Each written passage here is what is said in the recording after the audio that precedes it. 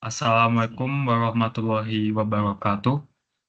Perkenalkan, kami dari kelompok 6 IMK kelas IF 46 Gapub 05, dan dalam kesempatan kali ini kami akan mempresentasikan tentang proyek final kami, yaitu tentang step 10 sampai 14, serta akan mendemokan aplikasi kami. Di sini saya sebagai Ralvan Azizi Ramdhani dan juga bersama rekan-rekan saya Azmi Rizko Rabani, Elisa Tamara, Jonathan Vanosara, dan Shirley Angelina.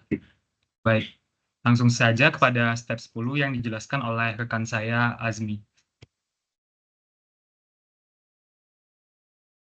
Baik, di sini step 10 yaitu internationalization dan accessibility. Internationalization sendiri adalah aplikasi MetaU dapat diubah menjadi bahasa Inggris untuk memudahkan mahasiswa internasional. Fitur bahasa asing dapat diaktifkan melalui laman pengaturan pada ikon pengaturan di bawah laman. Jadi di sini user bisa menggunakan fitur ini dengan mengklik bagian pengaturan, lalu terdapat fitur bahasa. Di sini berikan dua bahasa, yaitu bahasa Indonesia dan bahasa Inggris. Untuk user bisa memilih bahasa Inggris. Lalu setelah itu tampilan pada materi ini akan seluruhnya menggunakan bahasa Inggris.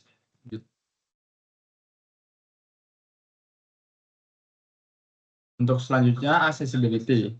Warna aplikasi MetaU dapat diubah untuk meningkatkan akses bagi mahasiswa penyandang buta warna.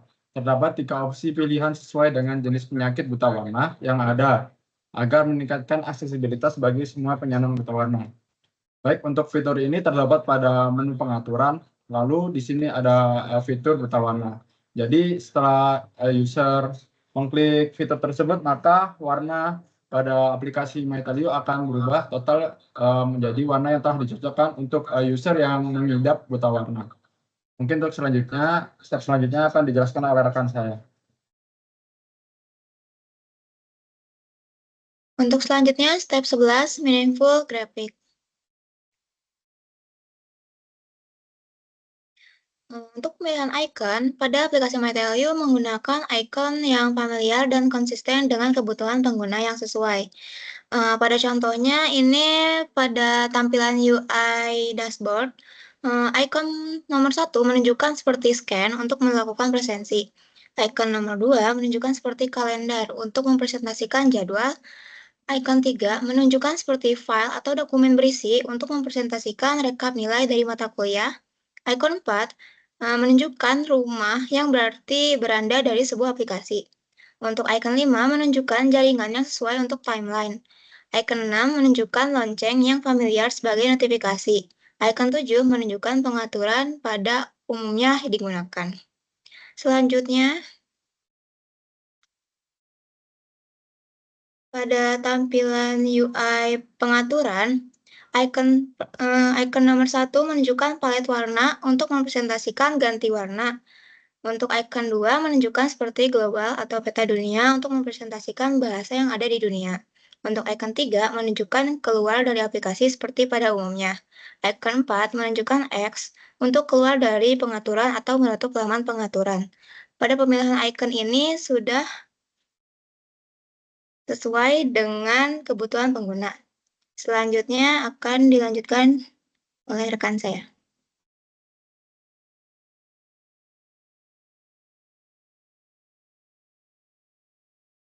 Selanjutnya ada step 12 yaitu proper colors.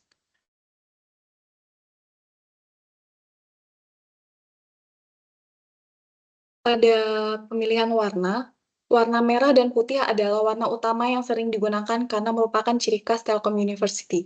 Warna merah dengan kode ED1E28 biasanya digunakan untuk elemen penting atau peringatan, memberikan perhatian langsung kepada pengguna. Sedangkan warna putih sering digunakan untuk latar belakang atau teks, memberikan kontras yang baik dengan warna lain dan membuat konten mudah dibaca. Selain itu, ada beberapa warna lain yang digunakan untuk tujuan tertentu. Warna hijau biasanya digunakan untuk menunjukkan keberhasilan atau status positif, memberikan umpan balik visual yang jelas kepada pengguna. Warna biru sering digunakan untuk tautan atau tombol menandakan interaktivitas, dan aksi. Warna kuning biasa digunakan untuk peringatan atau pemberitahuan menarik perhatian pengguna ke informasi penting. Sedangkan warna hitam biasanya digunakan untuk teks atau garis, memberikan kontras yang kuat dan meningkatkan keterbacaan.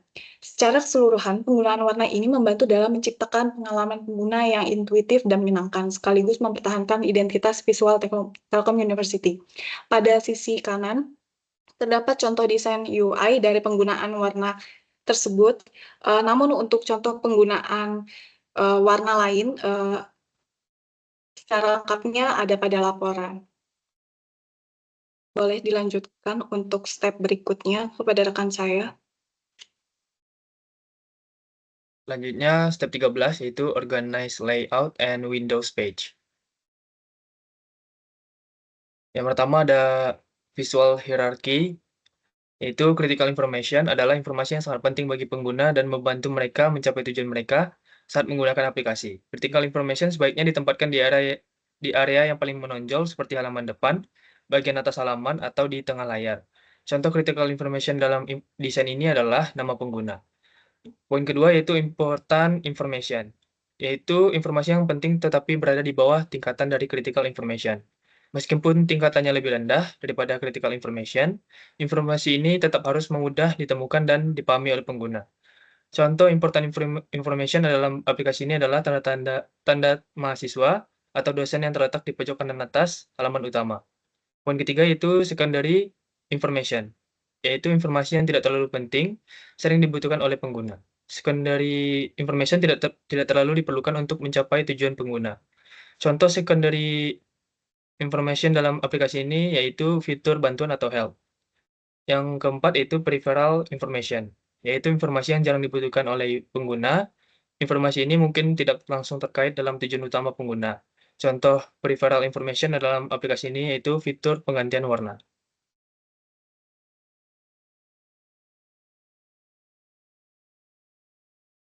Selanjutnya ada Gestalt Principle Proximity. Yang pertama ada Symmetrical Balance, yaitu elemen-elemen ditempatkan secara simetris di sekitar sumbu pusat, yang menghasilkan kesan harmoni dan keteraturan. Penataan ini menciptakan keseimbangan visual yang menenangkan dan memberikan struktur yang jelas, sehingga memudahkan pengguna untuk memahami tata letak dan navigasi. Yang kedua yaitu Asymmetrical Balance, yaitu elemen-elemen ditempatkan secara tidak simetris, namun tetap menghasilkan keseimbangan. Meskipun elemen-elemen ini tidak disusun secara cermat di sekitar sumbu pusat, tata letak tersebut masih menciptakan harmoni visual. Penataan ini dapat memberikan dinamika dan menarik perhatian pengguna, sambil tetap mempertahankan struktur yang seimbang dan mudah dipahami.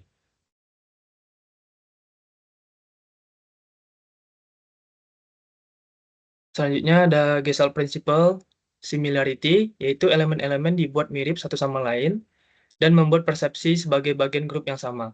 Menggunakan warna, bentuk, ukuran, dan tekstur yang sama atau konsisten untuk elemen sehingga membantu pengguna mengenali pola dan mengerti cara menggunakan antarmuka lebih cepat. Contoh penerapan similarity pada aplikasi kami yaitu pada fitur aplikasi. Ini memungkinkan pengguna untuk mengakses fitur-fitur lain dengan mudah dan berkesinambungan.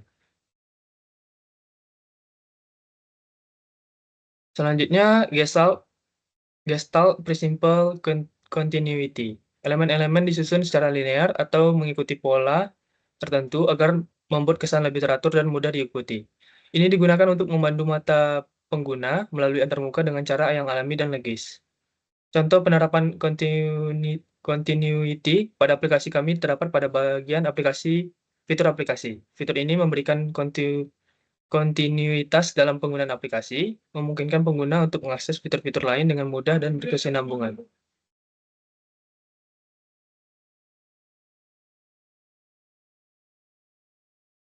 Selanjutnya ada Gestalt Principle Closure.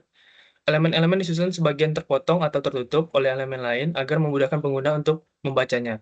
Contoh penerapan closure pada aplikasi kami terdapat pada bagian pop-up menu. Ini memungkinkan pengguna dapat mengakses pilihan tambahan tanpa membuat pilihan menu utama berantakan atau terganggu dan menciptakan tampilan yang lebih rapi dan terorganisir.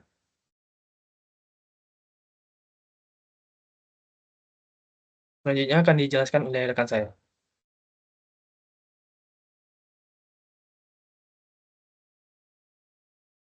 Baik, selanjutnya saya akan menjelaskan tentang step terakhir, step 14, yaitu testing dan pengujian prototype. Untuk prototyping dan rencana pengujian, sebelumnya kita harus membuat beberapa hipotesis terlebih dahulu agar pelaksanaan pengujian bisa berjalan dengan lancar. Yaitu yang pertama ada, apakah user dapat melakukan absensi dengan mudah? Apakah user dapat mengerti bahasa yang dipakai pada aplikasi? Apakah user merasa nyaman pada tata letak halaman utama? Apakah user terbantu dengan fitur warna? Dan apakah user merasa nyaman dengan perpaduan warna?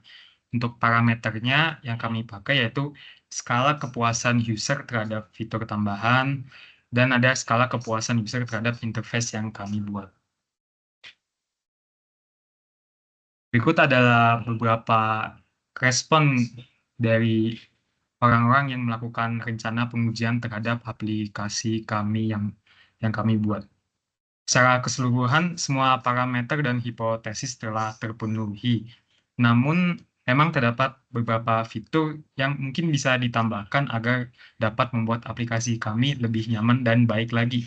Seperti beberapa respon, yaitu apakah fitur lainnya bisa ditambahkan dari MyTellU, dan apakah bisa terdapat fitur score yang ditambahkan agar memudahkan aplikasi ini. Sepertilah beberapa kritik untuk aplikasi kami. Lalu selanjutnya ada rundown pengujian, yang dimana sekarang kelompok kami akan melakukan pengujian secara langsung terhadap prototipe yang kami buat.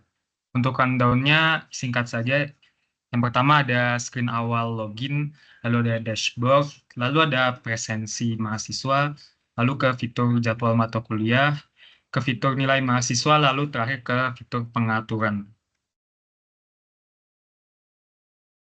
Selanjutnya, kami akan menjelaskan tentang link mockup yang kami buat.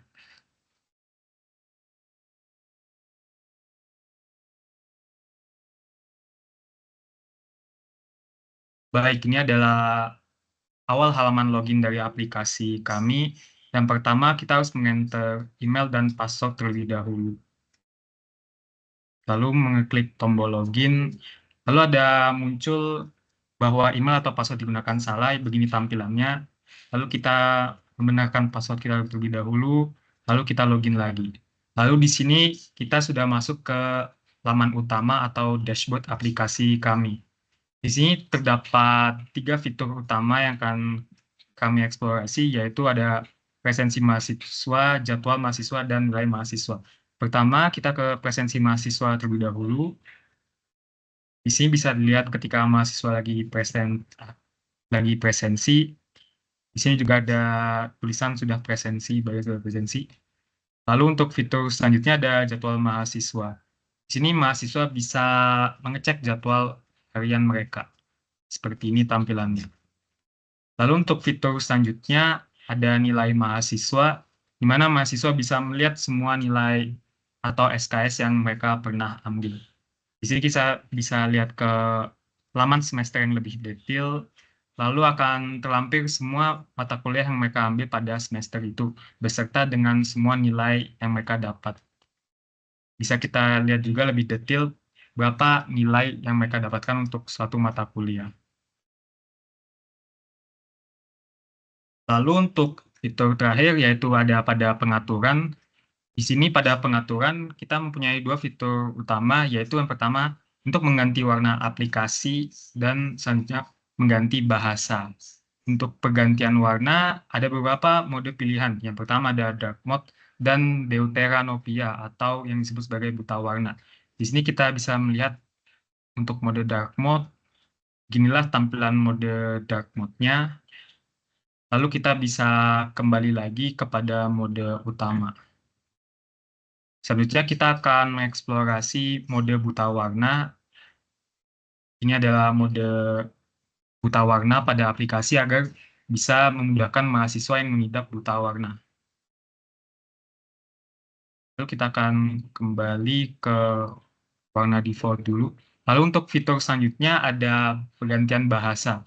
Di sini pergantian bahasa digunakan agar memudahkan mahasiswa internasional untuk berinteraksi dengan aplikasi. kita bisa mengerjakan bahasa Inggris, dan ini adalah gambaran ketika bahasa Inggris digunakan pada aplikasi kami. Baik, mungkin seperti itu saja untuk presentasi kami. Untuk selebihnya mohon maaf. Terima kasih. Wassalamualaikum warahmatullahi wabarakatuh.